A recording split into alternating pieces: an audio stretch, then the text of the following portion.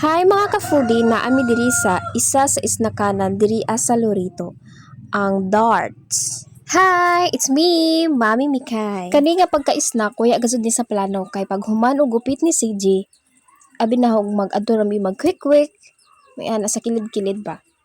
Mao to, kay kanilaging tapad ra sa gupitan ang kaning isnakanan, mao nang paggawas namo. Nanudlo naman dadyon sila CJ ug mao nang diri na lang minangisna kay panagsaraman lagi og mao pasad ni nakauli ilang papa. Bisan si Kuya CJ gipangutanan nako kung unsa ijaha. Tapos nagtudlo-tudlo na dayon si diri kung ijaha unsa ijaha kay ang ilang papa og si Dila nilakaw man kay kung mag-iban man lagi sila manggi away. Ang gipili ni Kuya CJ is milk sweet and French fries. Apila na lang sad nako og burger. Kami na lang gyud daw ni Kuya ang nagpicture-picture kay dugay man sila nangabot ni Dilan og sa ijang papa.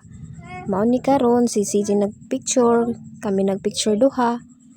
Basta kalami gud sa ilahang kanang milk tea og French fries. Ganan ko sa ila French fries. Si Dilan nga nagkaon, mao pa yung napicturean.